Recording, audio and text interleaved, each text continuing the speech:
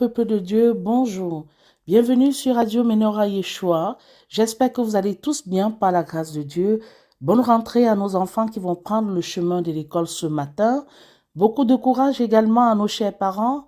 Puisse le Seigneur Jésus-Christ vous aider à les éduquer sur la voie tout simplement du Seigneur. Cela demande beaucoup d'abnégation dans ce monde de séduction, beaucoup également de foi, de dévotion et d'amour, afin justement que nous puissions instruire nos enfants sur la voie qu'ils doivent suivre, de peur qu'en vieillissant, ils s'en détournent. Alors, la thématique voulue ce matin dans cette série que nous allons commencer dès cette rentrée, voulue par le Seigneur, est bien une thématique qui porte sur des accusations injustifiées. Les accusations injustifiées qui, parmi nous, n'a jamais été plus ou moins victime de fausses accusations, des calomnies, des commérages et plein d'autres choses encore qui viennent également, qui ont pour but de ternir l'image des gens, de leur faire dire des choses qu'ils n'ont jamais pu dire ou alors de faire penser aux autres des actions qu'ils n'ont jamais pu commettre. Et pour cela, nous allons soutenir cette thématique par la lecture du livre des Actes des Apôtres au chapitre 24. D'ailleurs, je vous invite à lire l'intégralité de ce chapitre. Mais nous allons prendre juste cet extrait à partir du verset 10 jusqu'au verset 18, si le temps, bien sûr, nous le permet.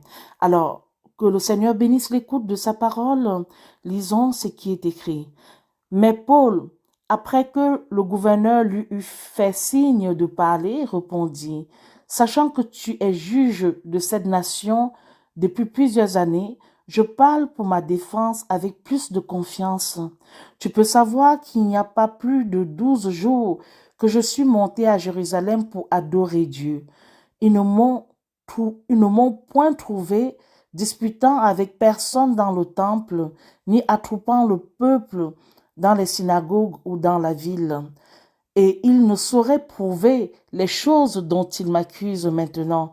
Or, je t'avoue bien ceci, que conformément à la voie qu'ils appellent secte, je sais le Dieu de mes pères, croyant tout ce qui est écrit dans la loi et dans les prophètes, ayant cette espérance en Dieu que la résurrection des morts, tant des justes que des injustes, qu'ils attendent aussi eux-mêmes, arrivera. C'est pourquoi aussi je travaille à avoir toujours la conscience sans reproche devant Dieu et devant les hommes. Or, après plusieurs années d'absence, je suis venu pour faire des aumônes à ma nation et pour présenter des offrandes. Et comme je vaquais à cela, certains Juifs d'Asie m'ont trouvé purifié dans le temple, sans attroupement et sans tumulte. Ils devraient eux-mêmes comparaître devant toi et m'accuser s'ils avaient quelque chose à dire contre moi. Mais que ceux-ci même déclarent s'ils m'ont trouvé coupable de quelque chose lorsque j'ai paru devant le conseil. À moins que ce ne soit de cette seule parole que j'ai dite hautement, étant au milieu d'eux, je suis aujourd'hui tiré en cause pour la résurrection des morts. Nous avons donc, vous auriez compris, prolongé avec quelques versets, dont finalement, ça sera les versets 10 jusqu'au verset 21. Gloire à Jésus pour cela. Alors, peuple de Dieu, nous sommes dans une situation dans laquelle l'apôtre Paul se retrouve oppressé, se retrouve accusé injustement par ses ennemis, bien sûr. Dans le cadre de ce texte, il s'agit des Juifs à cette époque-là, mais nous tous, plus ou moins, nous sommes confrontés, nous pouvons être confrontés à de telles situations où des personnes se lèvent, s'érigent contre vous et vous portent sur vous des accusations totalement infondées dans le seul but de discréditer vos actions, dans le seul but de vous faire passer pour les personnes que vous n'êtes pas et dans le seul but tout simplement de vous nuire. Alors, quelle attitude est recommandée dans la parole de Dieu d'avoir? Le Seigneur, qui est d'abord notre source d'inspiration, notre Seigneur Jésus-Christ, nous amène face à de telles situations aussi oppressantes à nous défendre avec son concours. L'apôtre Paul va par un discours plein de force et de gravité dans lequel il va se justifier des accusations dont on le chargeait. Il va bien sûr nier ces accusations que les Juifs ou alors nos ennemis lui imputaient faussement. Et pour cela, il va faire une confession ouverte de sa foi, de sa croyance et de la doctrine qu'il enseignait. Vous savez, parfois lorsqu'on veut faire taire les gens, on a souvent tendance à leur attribuer beaucoup de fausses choses. Et, et face à cela, beaucoup de personnes peuvent se retracter, peuvent avoir peur, peuvent craindre, ou alors commencer à tout simplement à lever le pied. Mais bien au contraire, l'apôtre Paul, lui, il avait une conduite très courageuse. Il affrontait ses adversaires calmement et il exposait la croyance à laquelle il croyait. Combien sont des chrétiens qui ont été persécutés, qui sont passés devant les tribunaux des hommes, qui ont été attribués de tout nom d'oiseaux de mauvais augure, mais ils ont tenu, ils ont tenu. Et vraiment, ce test est un encouragement à, à tous ceux qui défendent cette sainte doctrine de notre Seigneur Jésus-Christ, uniquement Jésus-Christ, d'avoir toujours une conduite pleine de sincérité et de zèle, et de pouvoir, et de ne pas craindre l'adversité, de ne point fermer nos bouches tant que nous devons confesser la vérité à laquelle nous avons cru. C'est une chose véritablement remarquable que l'apôtre rend raison de sa foi et de la conduite et même malgré qu'il est devant un gouverneur, il ne se sent pas intimidé. Il explique ce à quoi il croyait, il enseigne ce qui est dans la loi et dans les prophètes, et particulièrement le thème de la résurrection des morts. Et tant de bons que de méchants. C'est très important aussi cette thématique qui disparaît malheureusement dans la plupart des prédications. Or, telle est notre espérance. Notre espérance en Christ, c'est parce qu'il y a cette résurrection des morts-là.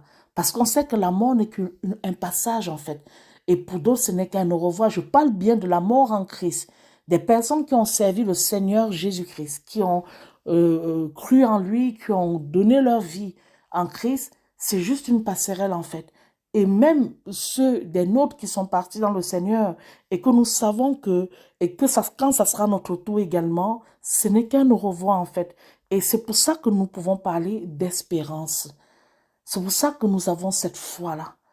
Parce que nous savons que c'est un peu comme si c'est deux états simplement. Tu quittes un état et tu pars dans un autre état. Je parle ici, lorsque je parle d'un état, on peut prendre au sens figuré comme une nation ou un pays, mais beaucoup plus aussi comme un état, voilà, un état tout simplement. Alors, peuple de Dieu, tenez bon, soyez fermes dans votre foi, résistez aux jours mauvais, uniquement par la parole de Dieu, non pas par des insultes également, non pas en donnant occasion à toutes ces personnes. Faites du bien autour de vous. Il se pourrait même que vous puissiez en faire et que malheureusement encore, ces personnes que vous avez tant aidées, tant soutenues, pour qui vous êtes tenus debout courageusement, sont les premières à vous calomnier, sont les premières à vous mépriser, sont les premières à dire des fausses choses sur vous. Tenez bon.